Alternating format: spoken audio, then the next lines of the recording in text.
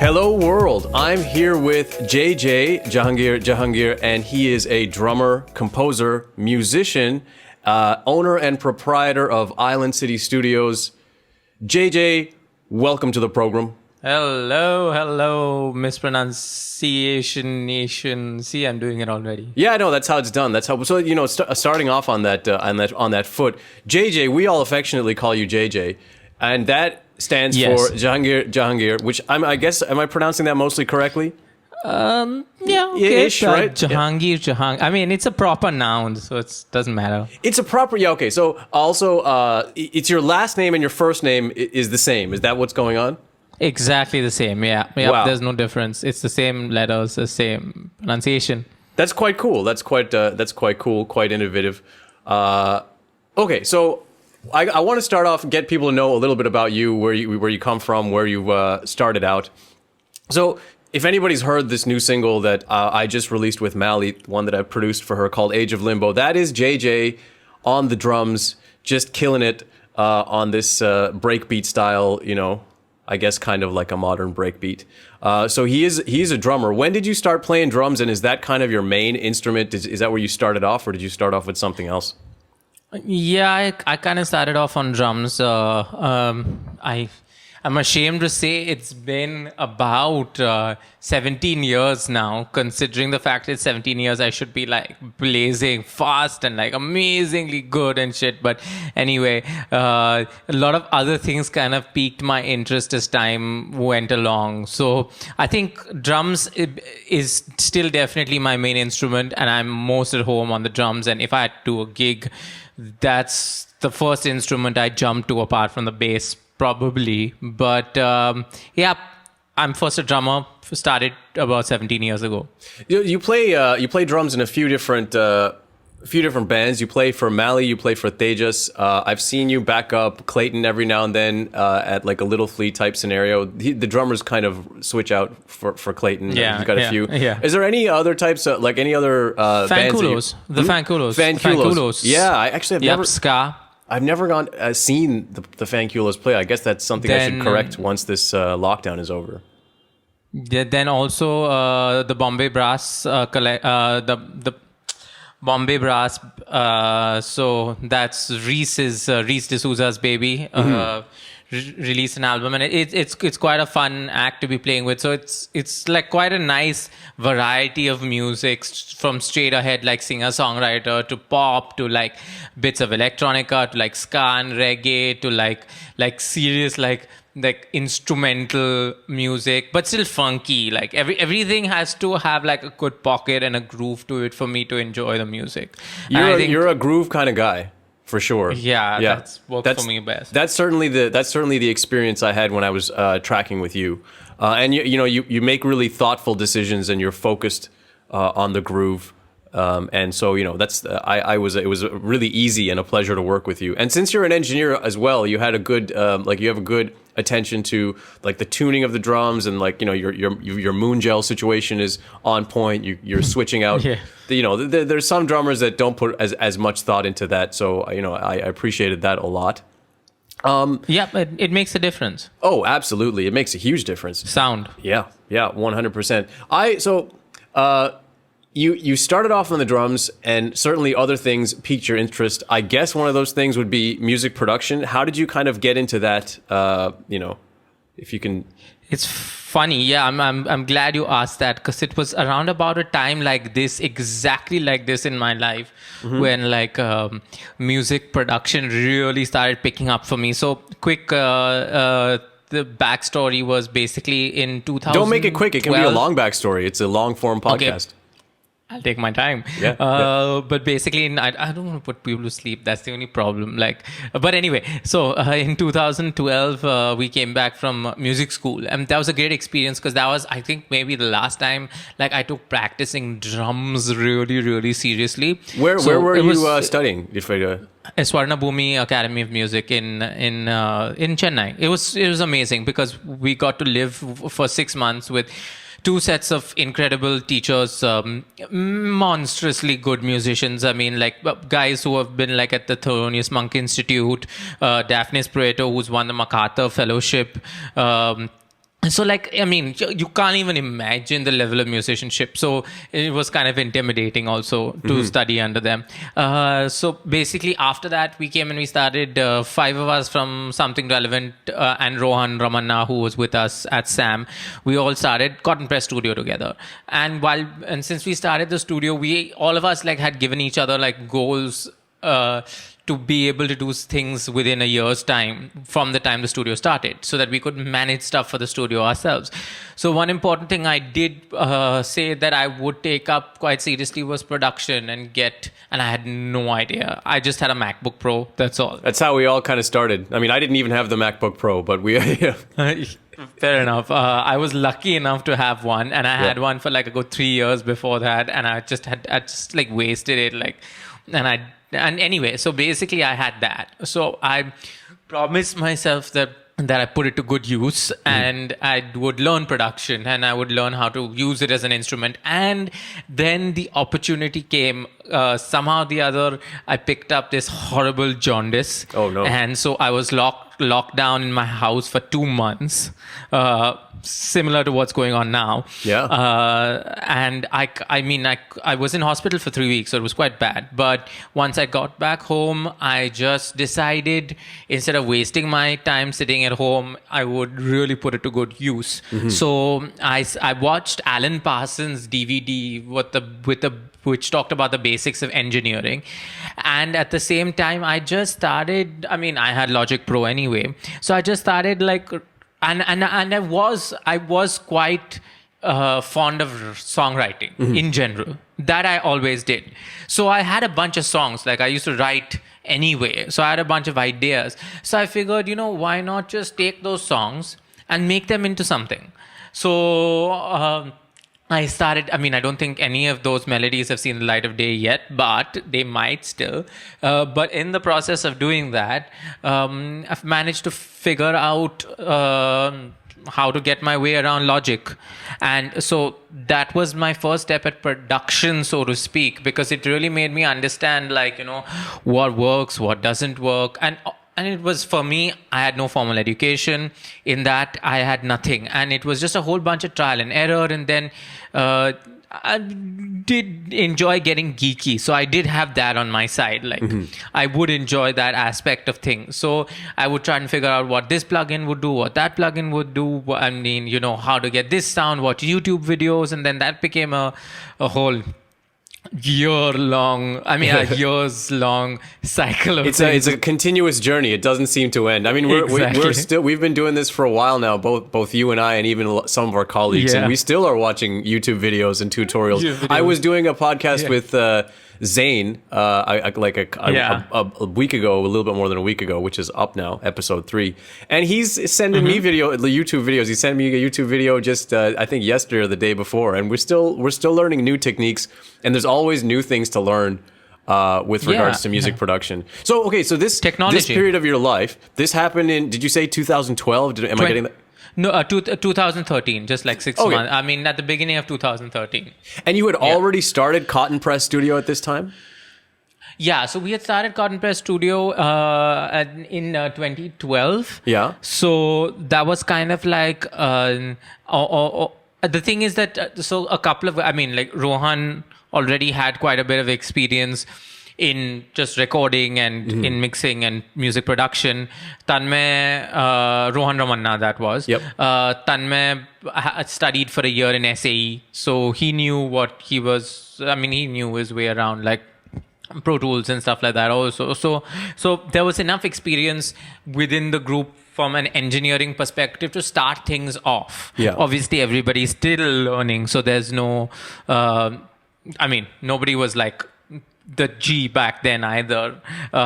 So basically it was just a matter of me feeling like, okay, you know what, I need to figure, they used to, like, I hate to say this, I shouldn't be saying this, but I mean, you got to start somewhere. They were talking about preamps and shit like that for the first 4 or 5 months, I still was like, what the fuck is my preamp knowledge is still pretty impoverished. Yeah. So it was like, I mean, what are you guys talking about? And converters and like A to D and D to A and all those kind of words, and compression. And I mean, EQ I knew because like, I mean, whenever we listen to music, like, in your car, it turn the bass and treble up or something like that. But apart from that, like sense and I mean, anything that now is like second nature to me, was like complete Greek. And that Alan Parsons DVD, honestly, I'm not like a huge Alan Parsons fan, actually, to be absolutely honest. I didn't know who he was till then also.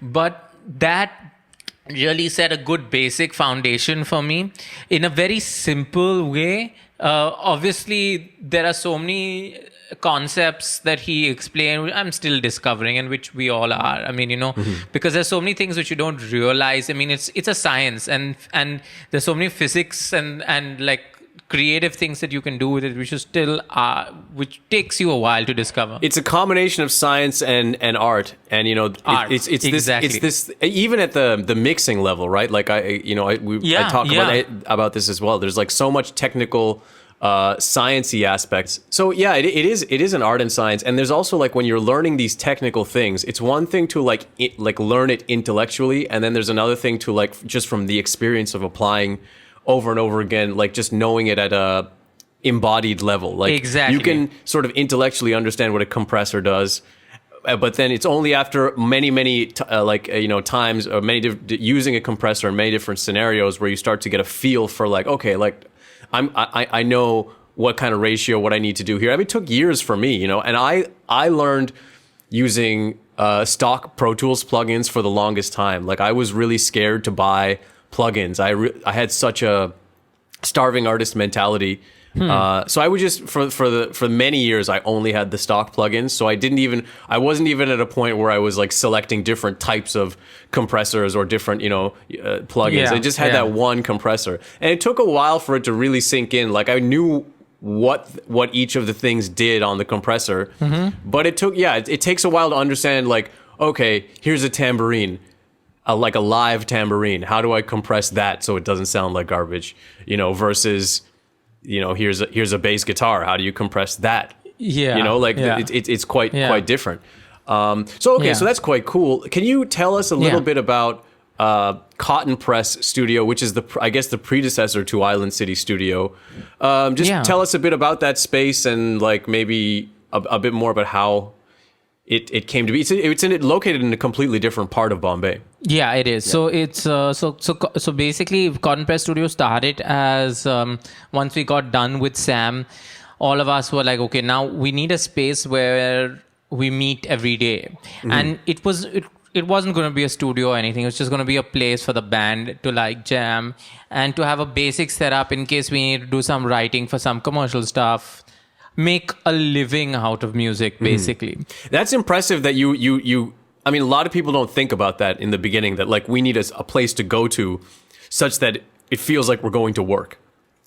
No, well, to be honest, it had already been like 2000, about like a good 4 years since the band had been together.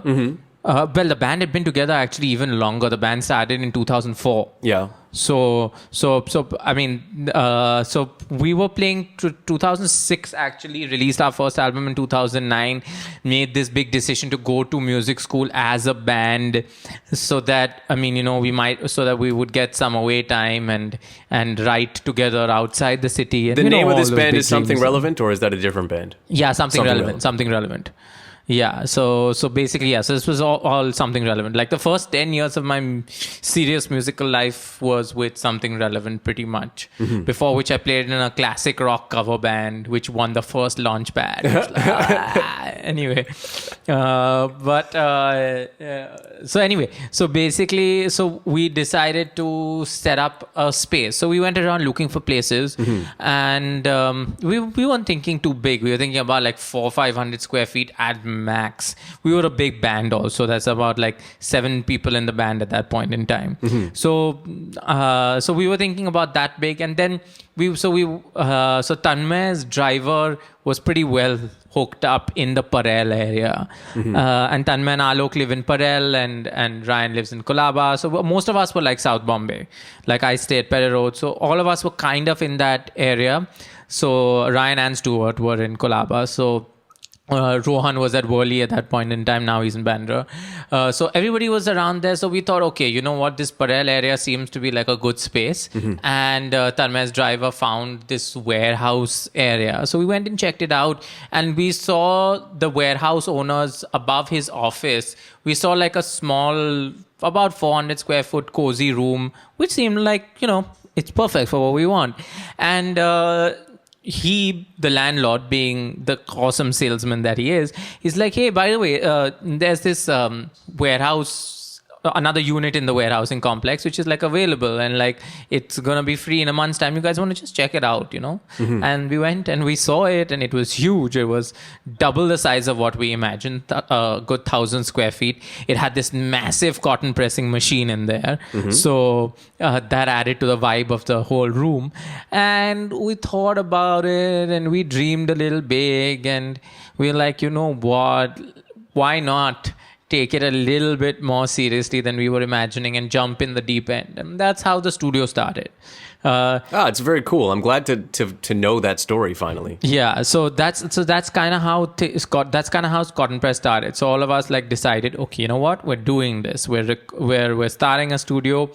It'll be a place for us to do a lot of work out of. Plus, it could become like a hub for indie musicians to come and record.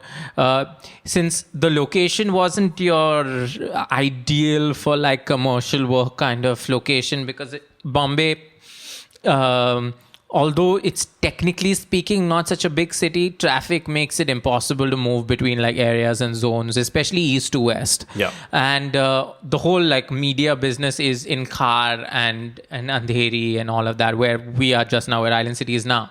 So it was never really ever going to be a place for like huge commercial work happening. It was always meant for like completely like indie kind of artists. And it did see a lot of artists over the 5 years that it was there. I mean, from not only like Indian artists, like from like Ed Sheeran to like Mute Math to like really? Jack to like Jack Stedman from Bombay Bicycle Club. In fact, the last Bombay Bicycle Club album that the last album that they did before they broke up, Jack came for 2 weeks. He stayed in my house and wrote like 4 of the songs while at Cotton Press. Wow. And then he came back again like after the band broke up. And so probably some of the Mr. Juke stuff, I never got down to asking him which specific ones, but 4 of the not 4, I'm just same number, but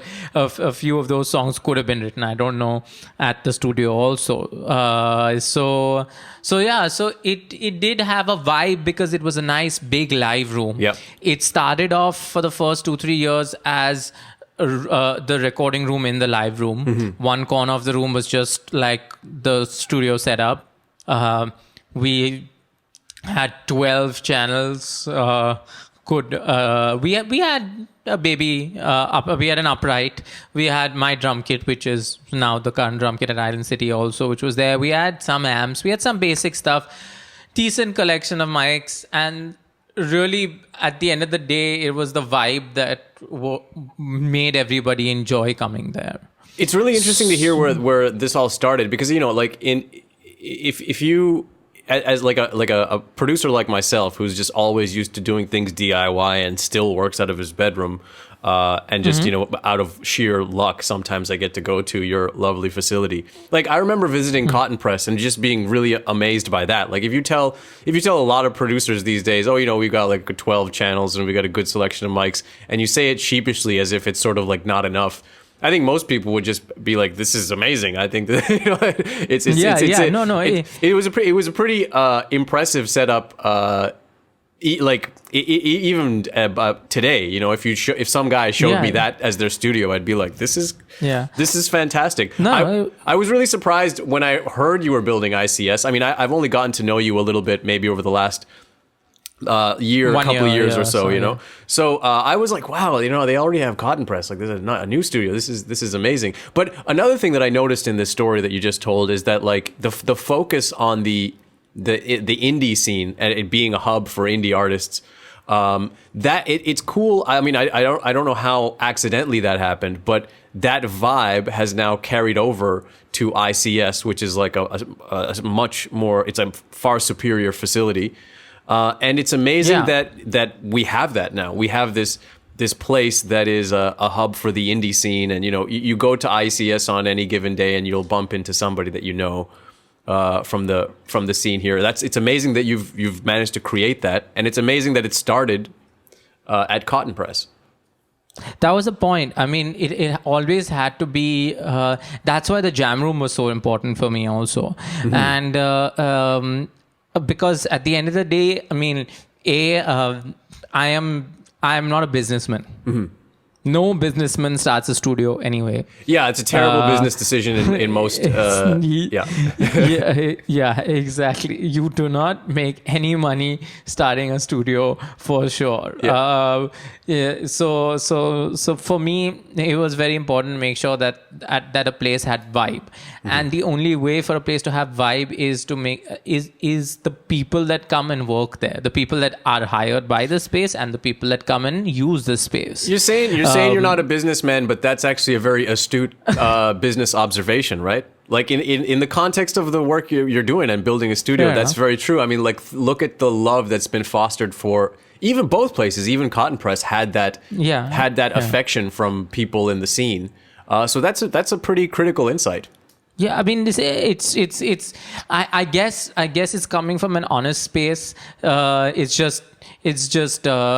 wasn't approaching it from that perspective, but you're absolutely right. I should go tell everybody who tells me I'm a bad businessman to suck it. Anyway. Yeah, no, I'll back you up on that, for sure. So basically, I know. And of course, I did think it through from a business perspective, because even though it's not about making profits, it's not to survive, you need to make sure people come. Yep. And people are only going to come if there's a vibe in the place. And so that's a good point. That the reason why I felt like I had to move the space. So in the last couple of years, like, I was just basically running the operations of Cotton Press, because everybody was, going about doing a bunch of their own things also at that point in time. So we were all still partners in the place, but I was just running the operation. So I felt like there was a need to amp it up, not specifically from a gear perspective, but just from a location perspective. Yeah. Because what was happening was that although it was a convenient, not for me so much, but for the rest of the guys, convenient area, for most of the scene, they would come because the vibe was there. But it's far. Slowly, it is far. For people that don't know Bombay, it's like the South Bombay is the happening place, in terms of its down. Well, it's not happening. That's the wrong word. But it's like downtown. But Bombay is a city where, like, the most happening place is not downtown. The most happening place is Bandra and Khar. And so it's kind of funny that we say, like, for any of my friends and listeners who are listening who are not familiar with Bombay, when we say the Cotton Press was far, it makes it sound like it was out in the suburbs somewhere. But no, it was like it was in the city. But actually, you had to move it to one of the inner suburbs, which is Khar, and that is actually much closer to where the scene is and where everything's happening, and all, like you said, all the media business, which is more so. Not more so, but a lot of it is also in my neighborhood in Andheri West, right? Andheri, correct. Yeah. And musicians also, to be honest, like almost all the musicians that I know either live in Bandra or Andheri, and so no one can afford to live in South Bombay. Yeah, no one. Yeah, really, no one can afford to live in South Bombay. I got lucky. Have a beautiful home here, but apart from that, but you know what? It's easier. It takes me less time to reach Island City than it did for me to reach a Cotton Press studio, and it's purely because of the place where Cotton Press studio was located. The thing about Bombay City is not only the traffic, but the east to west connectivity is very poor, and Cotton Press was just on the east side of Parel. And it's just, there was this one bridge and people would just complain about how it would just take them like literally, like if you had to walk, it would take 5 minutes to walk over this bridge, but people would take like half an hour, 40 minutes to just cross that bridge on any given day. And it was so unpredictable that, I mean, the thing about creativity is that that you can't be creative when your mind is exhausted, and traffic drains your mind. Correct. It's just bottom line. Like, you don't want to wake up and think, I have to go for an hour and a half now. And so that's why location was very, very important and had to be like in the center of things. And so that was a big reason why I moved Cotton Press to Island Again, City. good business decisions, JJ. Good business. Yeah. I'm telling you, man. Got to give yourself more credit. We're gonna find your critics and we're gonna show them all these points. We're gonna compile a list. Exactly. Yeah. Exactly. So then that happened, and then we moved, and then when that move did happen, then I couldn't possibly set up a space which didn't have a live room that had some sort of size that could be compared to Cotton Press, because at the end of the day, this was, if I was setting something up, had to be like a version 2. Oh yeah, Couldn't upgrade in be every like- sense, right? For sure. Yeah, in every sense. So it had to have certain things, like it had to have a nice live room. It needed to have more instruments than there were. I mean, thank you to Sorab, who left his piano. Sorab Nicholson, fantastic artist, singer, piano player, left his piano at Cotton Press for the last 2 years, which he's very graciously donated to us at Island City also. So pianos there, drum kits there, amps are there, everything is there. So the backline was very important to have. And on top of that, it was important also to upgrade, since we were getting a really beautifully designed studio control room. And I mean, you don't, I shouldn't be saying this, you don't need a big console. You don't need 20 pre's and all of that I would kind of agree stuff. with you. Being the DIY kind of guy that I am, Exactly. I would give that a hard agree. I think there is and I talk about this a lot with a lot of my friends who are in music production or even on the mastering end. The perception that people have when clients come in and they see certain types of gear, or they just hear certain words, that they have been led to believe mean something with regards to quality. And so a lot of people will use that, information, superficial knowledge of, what kind of mics do you have? Oh, you have a console, this type of thing, to judge whether they will work with you, whether they'll use your facility, whether they'll pay you, or whether they'll go with somebody else. And I mean, there are stories of people, really talented people that I know that have had projects kind of disappear from them just because some guy had like some fancy gear. And you and I both know that, like, if you don't know what to do with that fancy gear, then you can get some pretty poor results. Exactly. And conversely, with a minimal setup, if you know what you're doing, you can make some pretty amazing sounding records. Exactly. And I mean, the problem was that was another thing apart from location that was happening a few times in the last few months of Cotton Press. Was like, oh, you don't have a desk. What? Like, what kind of studio are you if you don't have like a bunch of faders and knobs all over the place? Yep. I mean, we did set up a small control room next door. After like 3 years, we did have a separate control room, and the whole live room was just a live room. But there was no window looking through at the live room. Oh, how do we communicate? I mean, come on.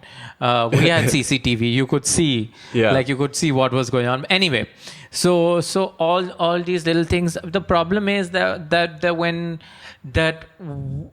to be able to sustain a studio, you can't just cater to clients that really understand the value of Enough people don't. Yeah, for sure. Yes, enough people don't. So the problem is then you have to have a little bit of like impressive stuff around, and if you do know how to use it, which we are still, I'll be humble enough to admit that, still figuring out, and we will still take a while to figure it out, and maybe we'll learn new things or we make more mistakes along the way. But anyway, my point is that when you do figure out certain pieces of equipment, especially some stuff that we have, it does make a difference. Like, I will say, having a good control room and a good listening environment really does help. The listening environment in the main control room at ICS is it's wonderfully designed, and you got it right in terms of where the sofa is in the back in relation to, like a lot of people do mess that up, and it's good that actually you have that space where you can sit. Where clients can come and sit, it's comfortable, before we continue, give people a little bit of description of the rooms and facilities that are available at ICS. I'll link to you. I guess you have that sort of tour video on YouTube of the studio, right? No, unfortunately. And in fact, what I'm currently majorly been working on using this downtime is to get my website production skills up to mark. So I was looking for your website, and I was convinced that there was a website. And no, there was a website. It went down, and then the guy who designed it fleeced. Okay, anyway, whatever. He didn't really fleece, but anyway, he did the job, and now it's not working. And I've been trying to get in touch with him to help me out, but it was on the back end of something that wasn't really working. So basically, I'm designing it on Wix from the ground up. Cool. Well, okay, so tell us about the different rooms that you have. This Studio A, Studio B. Do you have the jam room as well? So basically, it starts with the press, which is a small ode to cotton press. Also, that's why it's called that. That's Studio A.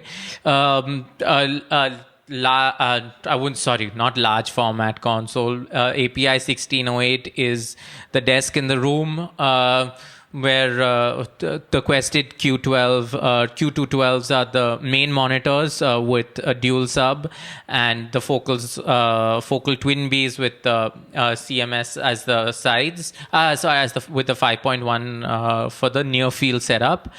It's I'm not going to get into the details of each and every piece of outboard, whatever. Oh yeah, you don't need to get into that. Enough. But just, I would like to paint a picture of just how impressive the place is, and a lot of people won't know. There are people that will know the gear, but a lot of people won't know the gear. But just to paint a picture for say a musician who might be listening, what is the press room look like? What does that control room look like? Then there's the B room, it's just such an amazing space. Everybody that goes through there will testify to the vibe and the energy that's been created. And so I would just like people to know that, because you've created an amazing thing, JJ. I feel so lucky as some random fool that fell off a potato wagon and landed in Bombay 5 years ago that I even got to meet all of you folks, and that I get to go to a place like Island City, and I've had the opportunity to record there as a producer for 2 projects, and it is such a wonderful, inviting space, and it feels like a community, especially if you are involved with the indie scene. I don't know what it's like for some of the other people that come through there that are maybe doing Bollywood type things or I must say even two or three of the younger Bollywood even the older, forget the age. They do feel quite at home. Whichever artists have come to the studio and used the studio, most of them. There are always exceptions. And also the Bollywood now also kind of wants to sort of co-opt some of the indie sounds that we're creating over here. So that's So basically, to give you an overall image and a vibe of the press, it's a nice big control room, big enough for big enough to have a very extensive percussion setup if we move the couch off the platform on which it is normally. But it can fit about 10 to 12 people sitting in there comfortably listening to a mix. The press is the name of the control room, not the live room. No, it's the whole studio. Control basically, room Studio A plus the live room is the press. Yeah, that's Studio the press. Studio A is the press, basically. So the recording room and tons of natural light, which was very important for me because I feel like that just adds so much to the vibe of a place. The view is lovely. Exactly. You have the live room has this the longest wall in the live room. has a panoramic view of Bombay. Be it not very high up, it's just on the third floor. Yeah. But you get to look out at the city while you're performing. Planes taking off in the distance, because I mean the airport in Bombay City, also for those who don't know, bang in the center of the city. And it's pretty close. I mean, not pretty close, but close enough to every like 2-3 minutes see like a plane taking off and not affect the sound. Not yeah. Definitely the airport's far enough away for that purpose. Thankfully. Yeah, thankfully. So anyway, so the live room, it's big enough to fit. I mean, the very, very, very first day we set up the live room. This is a good way to put it into perspective. In fact, I was playing for a wedding gig for a big politician's daughter, and so we had to rehearse, and we had to the politician was coming to watch the rehearsal. So we had a 20-piece orchestra in there, in the live room itself. Drums, bass, Merlin playing the baby grand, 3-piece horn section, percussionist, sitar, flute, and violin. Wow. I have a classical violinist who was plugged in. I mean, obviously the 20-piece orchestra had violins in them. so that, and the conductor, and 2 or 3 people sitting and watching the rehearsal, including the guys who hired us. So you can get a good sense. I mean, yes, it was cozy for so many people. That's impressive. That's a good picture. And also, so that's Studio A, which is the press, which is within. Correct. And to get for clarity, so Studio A has been named the press in homage of the original Cotton Press studio, which is located in a different place. So to carry on that seed from the original kind of studio, you've got the press, which is the name of just Studio A. The big studio in Island City Studio, and then Island City Studios, I should say, Studios, and then there's the B room, which is a smaller the B room plus the control room for the B room, and that's like a smaller place, right? Yeah. So I mean, it was. It was important to have 2 spaces for me, because also especially for indie artists, you can't always afford the premium plan or whatever you want to call it. Yeah, absolutely. They had to, and I keep saying this, is that there's enough inputs in that room itself to track an entire band live. I mean, yes, you'll have to DI some stuff, but you can reamp later. Drums can go in the control in the live room. I think we were the first people to track drums in the B room for short rounds. Chishnus. Yeah. Correct.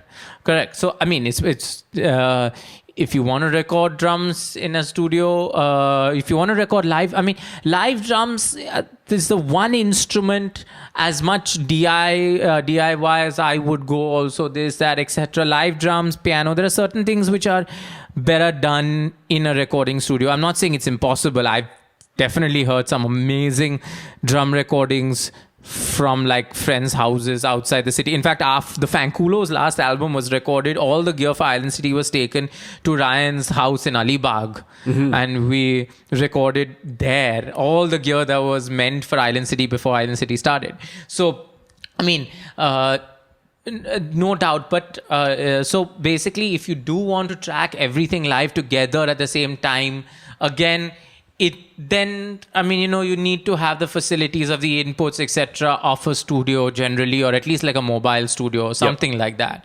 So in which case the B room is very usable, because you've got enough inputs. The rest of the band can go DI in. I mean, you can use amp simulations just for tracking purposes, and then you can overdub, or you can just reamp stuff. Reamping is an interesting option that I've recently discovered, and I'm interested in playing around with what is possible with reamping in future projects if I get any. Correct, because you will get. Don't worry, because it's you run the same guitar part through the amp, and you can try infinite options of sound without having the variable of the player changing. Yeah, the one that I was thinking of is like, because if you comp the track beforehand, right, and then you instead of different takes, you can just have different mic positions.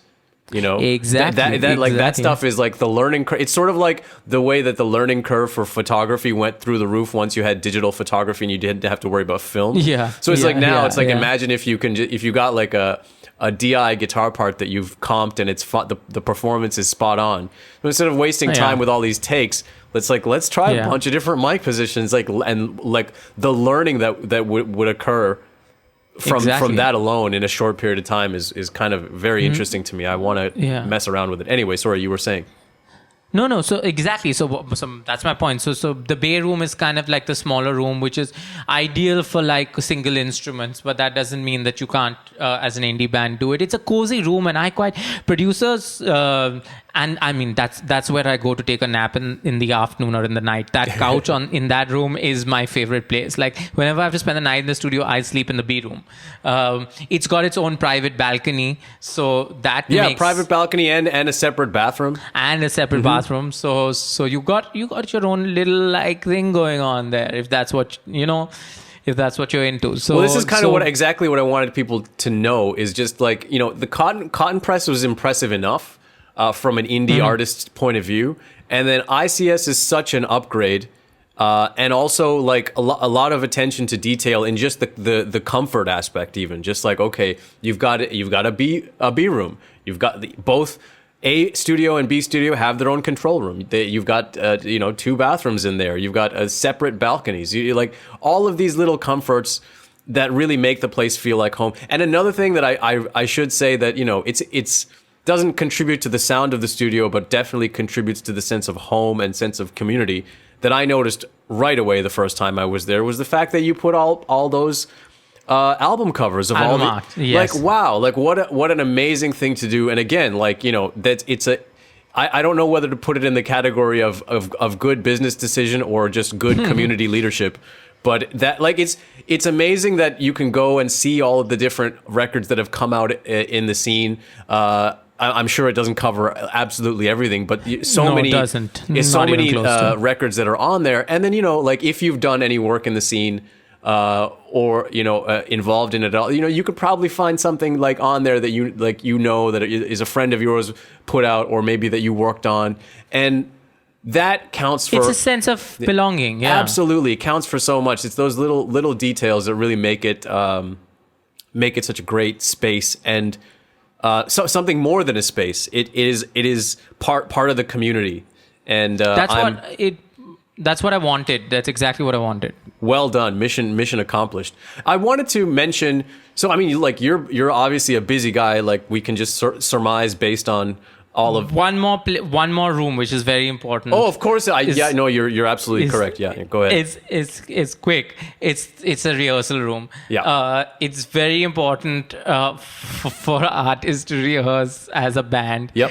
And I mean, and me being a very heavily gigging musician in the scene, felt the lack of like a good rehearsal space in the city, which was easily accessible. And so that was very important for me to have it close to the studio, also right there, in fact. And I mean, it's a small ode to a really close and really talented friend of mine, Karan Joseph, who was a keyboard player also. Passed away. In fact, I just found the place and I was messaging him, and he's like, yo, JJ, whoa, yo, I'll be coming to your place in car, because he lived in Bandra also. And that's a good impression. I know you know, KJ, yo, JJ, yo, wow. Anyway, so he was pretty excited, and he was affectionately known as Mad Fingers. Mad Fingers, correct. Yeah. I mean, he called himself Mad Fingers at gigs also. That was his thing. And he would get lost. Like, it would take him like 2 hours. Although he came to Conpress like several times. Like, there'd be times when he'd just get lost for like 2 hours trying to find the place. So I was like, one of my last WhatsApp messages to him was like, yo, you'll be able to find a place easier and stuff. And he was like, yeah, man, any help you need. And so it's unfortunate. He was a really talented musician, loved by a lot of the musicians in the scene. He was especially- phenomenal. Like easily one Yeah. of the best keyboard players I've ever seen in the flesh perform. Just Exactly. jaw-dropping levels Exactly. of what you know. What's the word when Musicianship someone's just like so vibe. exceptional? Like it starts with a P, but it's Prodigy. Prodigy. Yeah, exactly. It was just Yeah. like, like, you know, it was Yeah. mesmerizing. Absolutely. Correct. So basically the room, so the rehearsal room is Mad Fingers. It's simple. But it has a small mixer where you can, you know, and it was very important for artists to do pre-production if they really needed to also. Yeah, so you sometimes can I've- multi-track your rehearsal. Sometimes I've shown up there just just with somebody else late night. We'd just be passing through, and there'd be somebody holed up in that rehearsal room, Yeah. and just doing some serious production work for a big project. Exactly. You know, yeah. Yeah. So that's that. There you go. So End of story. that's amazing. So again to sort of push ahead this sense of community, like the rehearsal space is named also very affectionately after Karan. And does the B room have a name, or is it just the B room? It's called the Bay. Yeah. Because it's facing Bombay's Bay side. It's Yeah. facing the west side. And I mean, for me, honestly speaking, an island city studios also, Bombay has been a big influence in my life. I have never studied anywhere else. I've never lived anywhere else. 6 months in music school in Chennai was the longest amount of time at a stretch that I have. It's the only time I've lived outside Bombay. Let's be honest. Bombay So- has an amazing spirit that is palpable if you spend any significant amount of time here. You know, like there's a feeling in this city that's really amazing. It has a personality. And Island Exactly. City, you know, this is a piece of trivia for those people who may not know, which, you know, Bombay used to be 7 islands that were reclaimed quite some time ago in its history. I guess it was the British that did it. But yeah, if you look up the 7 islands of Bombay, you'll see that south of Bombay was just these disparate islands that were that have been connected into the sort of peninsula-looking thing that we have today. So, you know, very, very cool and appropriate name also in that sense. You know, Island City. It does feel like an island city a lot of the time. Yeah. Yeah.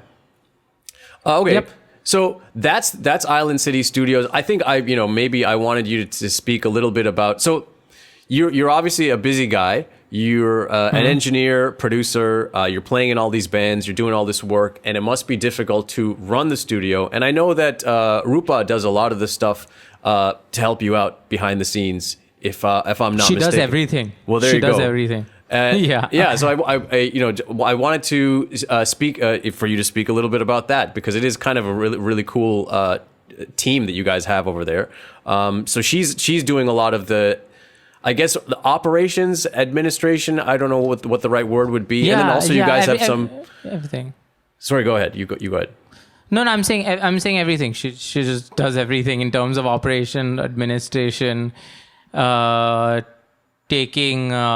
Every single thing from like maintenance. Quite often, also she's looking into like screwing doors that are like coming loose. So I mean, it's the whole gamut of things, because. And honestly, like the whole place would like collapse if she wasn't looking over it. Luckily, she's my wife, so she feels committed It's amazing. to it. It's amazing teamwork. Yes, it is. It is. Yeah. It is. Again, I wouldn't call it teamwork. I'd call it her work with like 10-15% my input in those situations, because honestly, it is a full-time job. I mean, as in when she was sick for like 2-3 days, I couldn't do anything else, because it is just like people calling non-stop, having to send just basic stuff, like simple things that would have to be looked into to manage something of the scale. And you wouldn't even think it's, I mean, on the surface of it, even when I thought about it, I thought, okay, after like 6 months, autopilot. No, that's not the way it works. Outboard gear needs to be maintained, and studio. Yes. Yeah. Yes. Yeah. So I mean, so that's something where I do jump in. That's something where Usher, who's also an engineer at the studio, really chips in and helps out a lot. All the whole crew actually at the studio, all the assistant engineers who worked at the studio, all the interns, our current team, which is Harsh, Aditya, and Arya. Samarth was with us for a long time. He's now moved on to more production kind of work. Is he still at the studio doing that stuff? Yeah, he's still very much. I mean, so basically, so Salvage Audio does a lot of their work out of the studio, and so I'm part of Salvage Audio. So we do a lot of production for film and that's actually okay. So I wanted to ask about that. Yes. Salvage Audio, because I'm always trying to figure out who is in that and who isn't, or loosely speaking, what is the nucleus of Salvage Audio? Who are the members we're dealing with? So Salvage Audio is Rohan Ramanna, Rohan Rajadhaksha, Stuart DaCosta, Virat Saxena, and me. Okay. So five of us are Salvage Audio. So Rab also used to be with Salvage Audio. He's living in Goa now, so we do work together. So Rab Nicholson. So five of us are the nucleus of Salvage Audio. But there was a project recently that happened where a new project that came up when we already had a bunch of existing projects. So we got Ramon and Samarth on, because Samarth also did want to move more towards production than just engineering. And at Island City, the thing about the studio, again, like I was talking about, the way it just takes over Rupa's time, is that even as an assistant engineer, there's always something to do. Like, you can't be an assistant engineer at Island City and like have other stuff unless you're working like part-time, like 3-4 days a week. Then that's okay. But the thing is that it's just because they're like long shifts, and there are times when like 16 hours a day they're at the studio, just like, there's a shoot going on for 8 hours. There's an 8-hour session that's happened, and it is draining, and then after that you're just tired. Yep. Even if you're just assisting, because you're on your feet generally. Actually, when you're assisting, especially if the engineer who's running the session doesn't really know the studio well enough, the assistant is technically speaking the engineer in a sense, I think, because he's the middleman between the studio and the aesthetic of that engineer specifically for that session.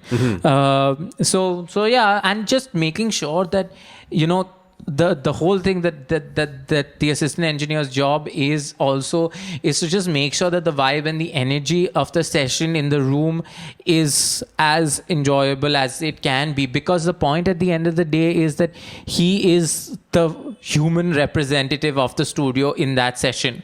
I don't generally walk in, unless I know you guys, I don't like to step into sessions, etc., when I'm not required or when I don't know somebody. And at that point in time, who's the face of the studio? The assistant engineer. So, I've worked with all of those guys, and they're all and gals in the form of Arya. And they're all amazing. Like, each one of them is very knowledgeable, very friendly and easy to work with. And when I, as a producer, or the one time that I had to track piano, if I'm sort of failing or doing underperforming, those guys definitely step in and certainly they don't play the piano for me, but they'll give me a lot of generous takes and let me know what's going on and all that stuff. But yeah, like it's so many levels. I mean, whether it's helping with setup, or in doing the setup, I shouldn't say helping. I'm sort of on the sideline observing, and they're manning the setup, and it's an amazing team you've got there for sure. That's good to hear. They're all promoted. Yay! No, wait, not just now. But yeah, and I also, I do have to say, Usher does a lot of who's one of the engineers at the studio. We're all of us are. I don't like the word chief engineer, so there's nobody, because Rohan Ramanna also does I mean, all of his mix work, either on his LCDs or at the studio. I mean, there's like Zayn comes a hell of a lot to the studio, and it's always great to have him because he's just always so enthusiastic and just appreciates and values. I like the engineers and people who value the space that's been created, because yes, it's almost impossible to make something perfect. It's impossible to make something perfect because something perfect to you might not be perfect to me. So you can't. I like to say that perfectionism is an uptown word for insecurity. Exactly. Yeah. So there is no way that there can be something perfect. So I like it when I'm working with people who value and understand the imperfections and are able to work with that. And obviously, there are things which we can do better. Tell us, we'll do it better. I mean, there's no harm in noting what can be done better. I mean, that's the downfall of lots of places. I mean, you can't just throw money at something and be like, okay, now I spent a lot of money. I got a lot of fancy gear. I got a good set of people who are working here. Fine, we are the best studio in the city. No, that's not how it works. Music is very dynamic. That's a really great attitude, JJ. I mean, yeah. Thank you. A lot of people don't have that attitude, And I mean, I was talking about this with Zayn briefly. It's like it can be an ego-driven industry, and we're often surrounded by lots of egos and things like that. And so it's amazing that you are able to keep that perspective, even though you have such an amazing facility. You have ICS is incredible, and you still have this attitude that no, we're going to continue learning, and we're going to that's excellent. I mean, honestly, like I feel like, and I was doing a small analysis of stuff. I mean, I heard Age of Limbo. Props to that, man. It sounds lovely. Cheers. Like I said, punchy, clear, and still tons of vibe, which is very difficult. Trust me, as an engineer, producer, etc., I know how many hours and painful changes it takes to imbibe somebody's vision and your own vision and deliver something that, I mean, I don't know if you're happy with it or not. That's an existential question. Yeah, I'm quite happy with it. Yeah. So, and end up with something that you're happy with and makes everybody who's at least part of the process happy with. Because, I mean, music is such a taste-driven thing that even today, like 5 or 10 musicians or like 3 or 4 musicians who are part of that piece of creative output can find it quite difficult to agree on the final product. Correct. So, anyway, forget all of that. What was I saying? So what I was saying is I've been noticing that there has been a marked improvement in the last maybe 6 months of stuff that's come out of the studio than probably what's happened in the last year. So I do feel like where we are improving, there's lots of scope still for improvement. And I mean, I noticed that even when we were tracking for Mali's album, I noticed so many things had just become easier in terms of setup than they were like 6 months before that, because we had learned the room to some extent. We had learned some things during the recording. We learned some more things so that the latter bunch of songs might have been different or better or maybe even worse because we tried something that was wrong. So music is so dynamic. There's absolutely no way in which we will ever be the best on the planet because it's subjective. Yeah, or put another way, you're never gonna stop learning. You're never gonna stop learning. Yeah, that's like, basically what I don't want people to get the impression that you're not. I guess you might be projecting as humble when you say that, but it's like excellent work comes out of there, and it's not so much that you guys aren't the best. Or that's not the right terminology or the right way to frame it, because obviously it's an amazing place and lots of amazing people work out of there. But the what actually makes it amazing and contributes to it being amazing is that acceptance that we're always going to keep improving, right? Yeah, exactly. I know, and I'm whatever the stuff that's coming out, like I mean, some stuff that's come out before was freaking awesome also, like in the first couple of months actually. So I mean, there have been ups and downs, but what I'm trying to say is that I'm really proud of the way we have managed to, like, build on our experiences also. And that's a very important thing for everybody to understand, is that experience comes from understanding where you need to improve, and then taking that to move ahead, instead of being like, oh shit, because some people just like, oh shit, I suck, okay, I'm never going to get better at this. And then if you don't try, then it's not going to happen either. And you got to try. Yeah, you got to try and got to figure it out. So many times we've tried, like we've spent a good amount of time trying different things also in the studio. And it's good to experiment, I believe. Like, you can't just do one thing and be like, okay, fine, now that works, and let's just do that every time. Oh yeah, that's certainly a thing that I like to try and communicate to people whenever people ask me about music production and mixing. Some people, even at the mixing level, even at the mastering level, I'm not a mastering engineer, but I'm sure my mastering engineer, he's not mine as in I own him, he's a friend of mine that I send my work to get mastered. But we would all agree that there's no like template that you can just use again and again. And certainly when you get to the level of mixing, some people, even when they're composing and arranging and stuff, but at the level of mixing, there is this perception that there's this set kind of standardized good mix, standardized good master, this is what you do. And it's just not like that. It depends on the vibe and the type of project and the taste. And there's many different types of good mixes and many different types of good masters. There's a lot, lots of different wrong ways of doing it. The idea that this is my template, and now like now till the end of time, I'm just going to always use this template for mixes, or this template for that's not going to fly. Yeah, it doesn't work, because again, music is just so dynamic. It's difficult to be like, okay, you know what, this kick drum sound from this, even though it was like the same recording, like even though we might have recorded like all 6 songs in one day with the same settings, is just always, when I get down to mix it or produce it, you always have to just listen to the song and let the song kind of lead you in a certain direction.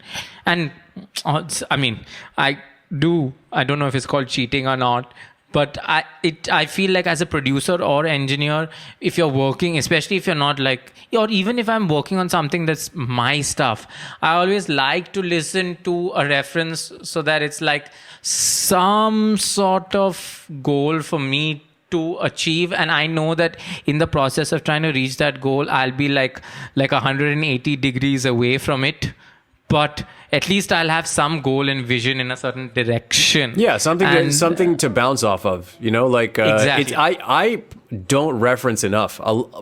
So many producers and mix engineers and even mastering engineers use references, and it's something that I sheepishly admit that I don't do enough of. And it's actually a really important practice. I think lots of people will recommend, use references. And there's even a plugin that they've made specifically for referencing. I don't know the name of the plugin, but it's actually... Sorry? Sample Magic. This one, Metric AB, is pretty good. I have it downloaded. I haven't used it yet. Even I've never been really good with referencing. All I do is just like ask for references, listen to it a few times, just to imbibe the vibe of what is going on. And then once in a while, I'll just like jump back and forth to it, just to be like, okay, I'm saturated. I need a palette cleanser. I just need to know where I was trying to reach. And then what happens quite often is I reach a certain point and I'm like, okay, you know what? I'm happy with the point. Okay, let me go listen to the reference. Oh, it sounds nothing like the reference, but fuck it. Still sounds like... It's fine the way it is. It still sounds like good. You know what I do instead of referencing, like to music? I try to come up with, I try to understand... Not even understand, like if it sort of stands out from the music, if something in the music reveals itself to me, I like to sort of get a singular concept, like a really simple concept that's like, okay, this piece of music is about this. And I think about it like architecture. So like architects have this like thing that they call partie. I don't know how they pronounce it, but I read it in a book. But it's just like, okay, like this piece of music is about things moving back and forth. You know, something really abstract. Or this piece of music is about something going up and then something going down. I'm being really simplistic. Or, you know, this piece of music is about contrast. Or this piece of music is about things suddenly stopping before you expect them to. Like there's some like sort of conceptual idea that I try and grab onto, and it could come from the lyrics, or it could come from the composition, or it could just actually be something arbitrary from externally. And then I use that as like a guiding point to sort of guide my arrangement decisions, production decisions, and mix decisions. And that's sort of my personal substitute for referencing. And that doesn't mean that I shouldn't actually reference more. But I like an interesting approach. Yeah, I like that approach, and also it's similar to. And it's something I haven't tried yet. It's something I would like to try on a future project. It would probably have to be a project with a band that I've worked with before. But have you ever heard of Brian Eno's oblique methods? No. You're familiar with Brian Eno just generally as a guy that exists. Of course. Of course. He has this thing called oblique methods, and it started off as like, I guess, like a deck of cards, but now you can get it as an app. And it's just these prompts. And the prompts often don't have anything to do with music. Sometimes they have everything to do with music. But it's just like a weird jumping off point. And I love the idea of really abstract ideas kind of influencing music production. So like, you know, one card might read something like everybody in the band swap instruments. And that's your starting point for the day of composition, or something, you know, like I'm just grasping at a straw, but like, you know, so make something that sounds like a circle or whatever, you know, like, these abstract prompts is kind of what I use as a guide. And, you know, maybe you're working on the project and all of a sudden that abstract prompt turns out to be not what you need and you have to substitute it with something else. But, like that's kind of how I have gone about it for many years. It's music is art. So the way you approach it is the way is your final outcome will reflect that to some extent. So I mean, maybe whatever you create because of your method is completely different from anything you hear out there, because you're not listening to some other music that's already out there, which is inspiring you, or bits and pieces, or maybe because I'm listening to like 4 or 5 different things at the same time and picking the best parts of that. I'm still creating something new and interesting. And so a combination of all of those methods sometimes as well. Exactly. Like, I mean, I really do subscribe to what you're talking about. I might not do it intentionally, but now that you mention it, I do feel like somewhere deep down inside, there have been several instances where I've just like, you know, the song, like, I mean, I know when it came to Falling Out, which was one of Tejas' songs, the whole idea of like falling out of space, etc., was a big thing for him in that song. And so having the whole idea of these sounds which weren't exactly what, and I mean, you know, yes, some of these things were mistakes also, which was, and I honestly believe that a lot of the cool shit that I have found, at least in my experience, has been just by like a mistake. Oh shit, I reversed the wrong thing. Oh, it sounded nice. Or I think pretty much my best ideas are all mistakes. Exactly. I feel pretty strongly about that. I think if I think about the best beats that I've made, like my favorite ones anyway, I don't know if they're the best, but stuff that like I've come up with that's my favorite stuff is almost always rooted in a mistake. And so, you know, like it's funny, like later on people think, oh, like this is really cool, you like and they ascribe it to talent, and I'm just like, no, I don't have talent. This was a mistake. Like, yeah, it's like, oh shit, by mistake I dragged one part like a 16th note behind. Oh, okay, that works. We'll keep it. You know, shit like that. So I mean, but also, I mean, there is a good amount of thought that goes into music also. Sometimes too much thought. Anyway, we'll leave that for another whole 2-hour podcast. But so I mean, so basically your idea of using like an abstract concept to drive the production or even the mix. I mean, even the mix, not or even the mix, the way I said it as an afterthought, because I do feel like a lot of mix engineers who are purely mix engineers should approach mixes from a more creative perspective, it'll really Yeah, some people take look at the it mix. as purely a technical thing, and it's just not the case. Exactly. I mean, whenever I meet a mix engineer that's a little bit too technical and like a little bit too focused on pristine sounds and procedures, there's this one band that I always show them. Have you ever heard of this band called Boris? No. It's a Japanese band that I don't know how to categorize. It's a pretty heavy, punky metal, and probably some of the weirdest mixes that you'll hear is on Boris Records. Maybe not the weirdest. There's some weird shit out there in the world. I'll send you something. Yeah. But whenever I encounter an engineer that's just too focused on like getting things like really clean and technical and procedural, I'm like, listen to this and tell me it's not awesome, because it is. But like, you wouldn't call it a good mix. Like any audio engineering academy would just be like, you can't submit this as your project. Like, it's not. But it captures an energy that is that's incredible. And I have a lot of respect for the engineer and or producer that decided to say, you know what, this is going to be the mix. This crazy business is going to be the mix. Like, I don't care. It takes a lot of guts. Yeah, absolutely. It takes that kind of stuff. Takes a lot of guts because, first of all, because you've worked on that mix for even say 2 weeks or a month or God knows how long. Sometimes some of us work on mixes, and then at the end of the day, it's like, it's not our best version, or it is our best version. We never know by the end of it because there's just no perspective. Yeah.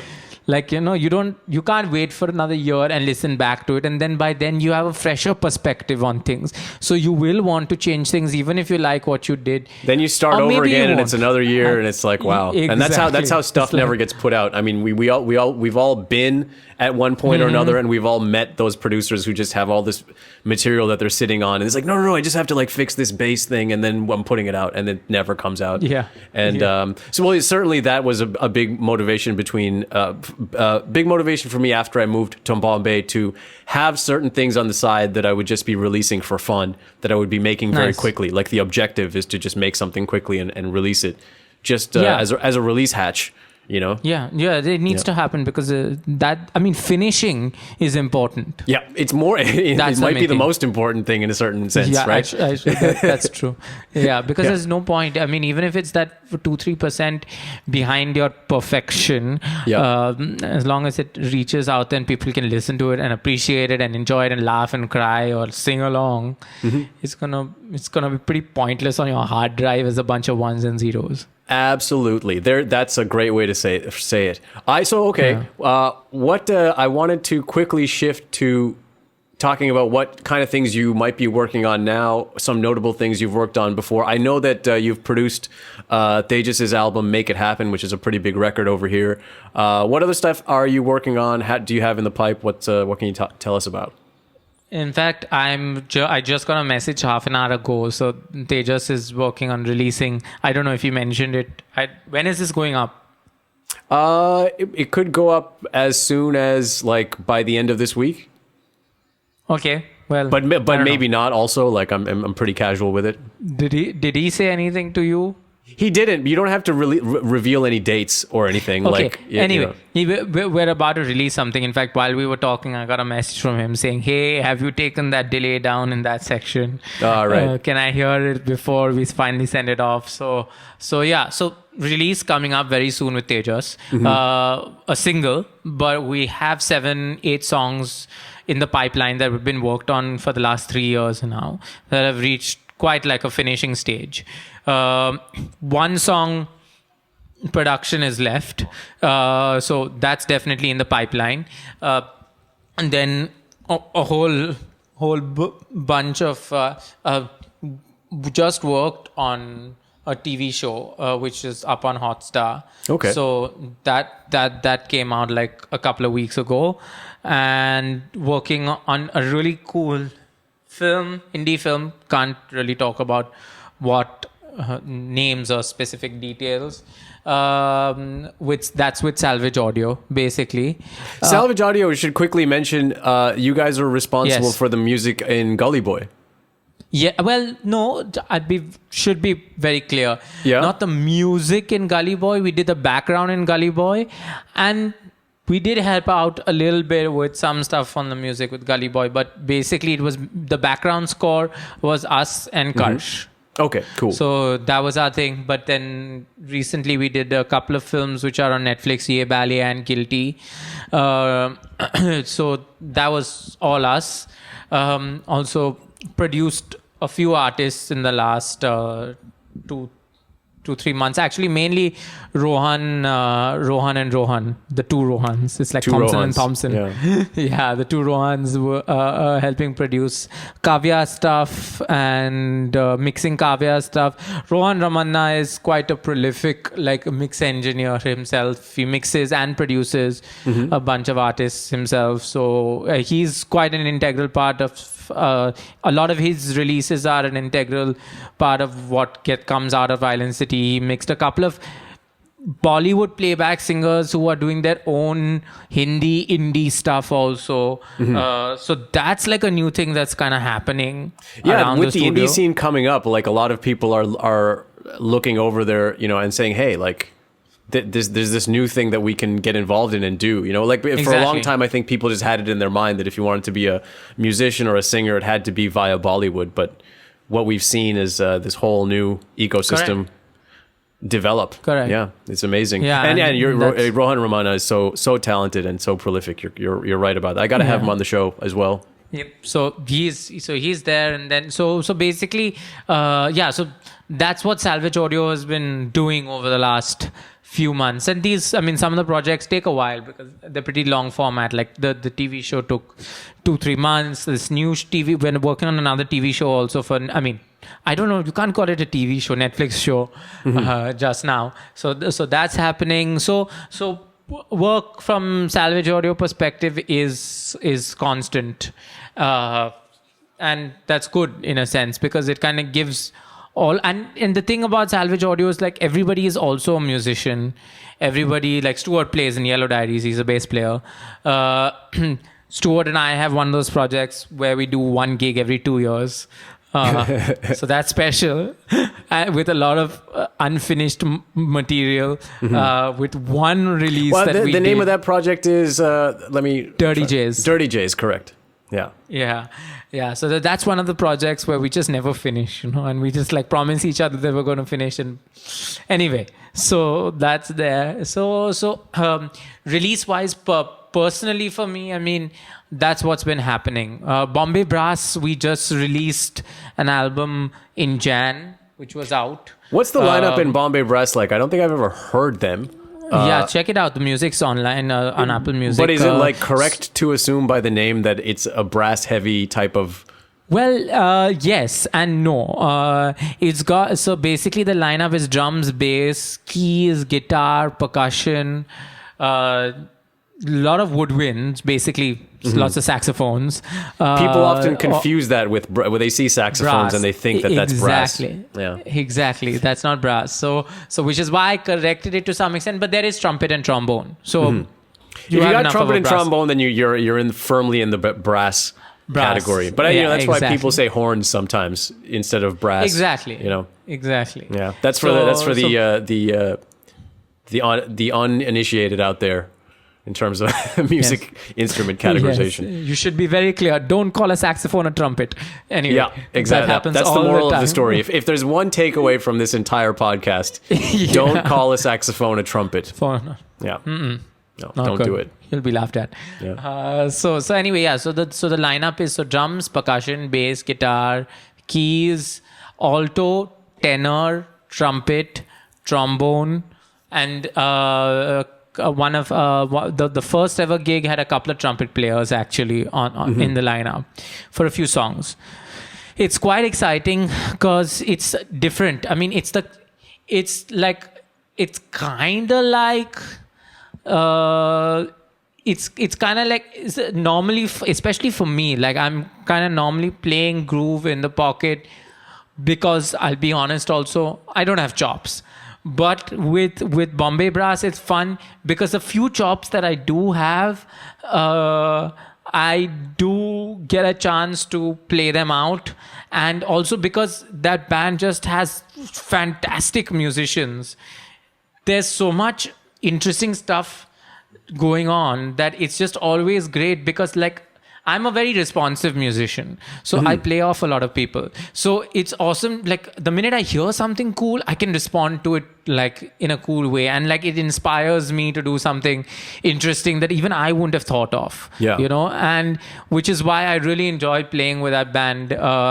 It's also sometimes not the easiest music. It can be quite challenging in some places. So it's good that you fun. have a project that I mean, you're a guy that has so much on the go and so much happening. It's good that you have a project that still pushes you in that way as a musician. I lack that. Yeah. You know, I all of my musical instruments are in a storage locker in Toronto, and so many of my like actual playing abilities have atrophied quite a bit over the last 5 years, and I have to find a remedy for that somehow. Yeah, just play. I guess. Yeah. I mean, what's your first instrument? Way back, you know, when I was a kid, it was piano. I think probably my piano skills have deteriorated quite a bit since I moved over here, and they weren't amazing to begin with. But the sort of the pain that I feel in my brain when I sit down at the piano now, like it's a kind of a demotivating factor because I can't even do certain things that I used to be able to do. I went to Jason's house to track some really simple piano part. And I couldn't get it out. I couldn't play. And I was like, Jason, like, let me just program this piano part and send it to you. Or like, fuck. And, I think probably in terms of right now, if I had to play an instrument well, in quotation marks, then probably the guitar would be the one that I can play the best, and bass as well. With bass guitar, I'm pretty good at bass. I just have to get my calluses on my fingers back up to a level where my fingers aren't bleeding. Because if you stop playing bass, then the calluses disappear, and then you have to go through that process again. But with guitar and bass, I'm pretty good. But you know, I used to call myself a multi-instrumentalist, but I've definitely kind of stopped calling myself a multi-instrumentalist because I never perform. Like I haven't performed but compositionally, I guess. I mean, there's this. Compositionally, I can jump in on any instrument and just do a thing. And often when I'm tracking with people, I'll have to like take their instrument from them and be like, "Hey, listen, just do this." Exactly. Like that happens, but. The flip side of that is like, you know, if you want to watch me play a song front to back, it's usually a bit of a nightmare. And that, and also the thing that I really feel that actually does make me sad is because I've always just been a producer, like for my entire adult life, like just behind the scenes, either making beats or making records, I don't have that chemistry that, you know, you have when you play with musicians. That chemistry, it takes... I mean, I can't even say that it takes a lot. It's actually non-existent. Like, I don't have enough experience as a performer now where I can tap into it. And certainly in the last 5 years with even my instruments that I used to have in Toronto, just being in Toronto in a storage locker, I have lost that sense of communion that you have with an instrument, like where you feel one with the instrument. Yeah, when you just kind of, like that has been severed.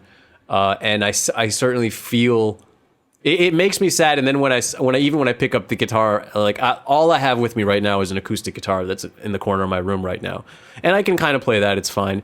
But even when I pick up an electric guitar and I can't like solo the way I used to or whatever, that almost becomes a demotivating factor because it's like it's not improvement. I feel like I've gotten worse. It's this. I have the same thing with Bengali. Like, I used to be able to speak Bengali quite fluently, but now it's like literally the only person I speak Bengali with is my mother. And so my Bengali speech has atrophied a lot. And then I contrast that with Hindi. When I first moved to Bombay, I really didn't speak any Hindi at all. And technically, like, my Hindi is worse than my Bengali.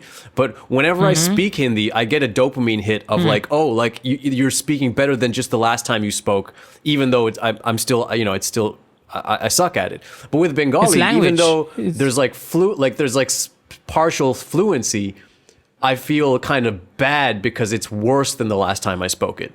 And I feel that with the instruments that I play as well. So that's why I don't say multi-instrumentalist anymore. I've officially taken that out of my bio, and now it's just producer, composer, mix engineer. It's great that you described music as a language, but for the first time actually spoke about a language and didn't use the word language most of the time. It's the same feeling. Like I experience this a lot because like my mom's here with me in lockdown. She usually lives in Calcutta. And so it's really, it's like really sad. Like when I'm in the middle of speaking to her in Bengali and all of a sudden like certain words are disappearing from my mind, or like the Hindi word gets substituted and it's just like, what's going on? Yeah. Like, you know, and it is funny. Like my Hindi sucks and my friends will make fun of me when they hear it, but it doesn't hurt as much. Like it doesn't hurt my brain as much because it still feels like I'm improving every time I speak it. It's like, oh, it was better than the last time, you know? And I get what you're saying. You know, that affects your emotional, you know, relation to what you're doing. And, you know, I feel that with instruments as well, for sure. Of course. Anyway, we've been speaking for close to an hour and a half. Is there anything you want to leave people with in terms of social media links or, you know, any kind of words of parting wisdom and so on? I mean, we're on Instagram, we're on Facebook. Check us out. We post once in a while. Come check out the studio. I mean, even if it's just for a jam, even if it's just to come see the space, because whatever I've been able to say about the space, and that's what I tell everybody, is that it's impossible to describe a place without you actually coming and experiencing it. So fact, it's a beautiful place. Drop by at Island City. Yeah, you can just hang. I mean, if you know somebody who's doing a session and it doesn't mind you sitting as a fly on the wall, we are absolutely okay with that. So come check it out, see what the vibe is like, and great coffee as well. Yes. Special shout out to Saurabh and Ramon who helped us set it up. Lifeline of the studio. And there's the Girnar tea, which is also the lifeline for me. These small packets, they're a premix. I know people will frown on us for that, but you gotta taste that premix. You'll be hooked. A lot of people have been hooked. So come for the Instagram music. handle is Studio Island City. Studio Island City. Yep. Studio Island City is the Instagram handle. On Island City Studios on Facebook. Website coming soon, and it'll be pretty extensive. You'll be able to take a virtual tour of the studio, etc., etc. See, I'm getting my website chops up. 10 years later, you'll be interviewing about my website making skills and not my production. Yeah, man. Anyway, I have faith. I have faith in you, buddy. So check it out. You'll be able to walk around the studio, check out all the equipment we have, and apart from that, all the albums. It's, you know, it was. I have to say this is that I. Obviously, since they're doing nothing just now, the assistant engineers have taken up the task of doing all the obviously boring stuff of the website that I didn't want to do. So they did the research in getting all the links, all the albums, and everything that's happened in the studio. Just in the last 1.5 years, till March, it was about 1.5 years since the studio started. And in 1.5 years, when I went through the list of things that were shot at the studio, the amount of workshops, like there's a tab on the page where it says work. And it's incredible to see how diverse it's been, because there's been like films that have happened, shows that have happened, albums, like about like, I even counted podcasts. I'm coming to that. Albums, about 50-60 albums and singles. Wow. Podcasts and audiobooks. Podcasts, my God, just made in India, obviously. Like 50 or 60. No, they did easily 60 episodes at the studio. So just that, plus Audible has done a bunch of stuff. So podcasts, albums, so much stuff has been shot at the studio. Also live videos, just shoots because they wanted a place with a piano. Workshops, which I'm pretty happy to say, because a big part of building the community was to make sure that workshops happen. So there's workshops, there's obviously advertising stuff that's also happened at the studio. So basically, to part on a tooting my own horn note, Toot that shit. Toot it.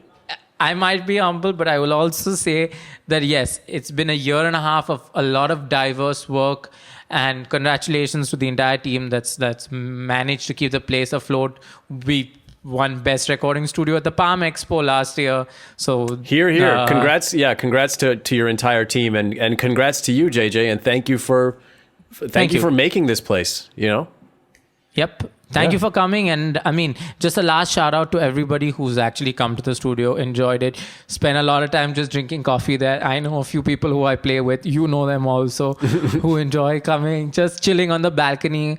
I mean, they obviously do come and work also. They'll have a jam for like 4 hours and come and chill. But that's the vibe of Island City, is that if you're coming there and you're working, I mean, music is not music, and anything creative has to be about a vibe and a creative energy around a space. Otherwise, it's not going to work. You said it. So that's it. That's all I can leave you guys with. Thank you so much for speaking to me, JJ. I hope we find an excuse to work together again soon.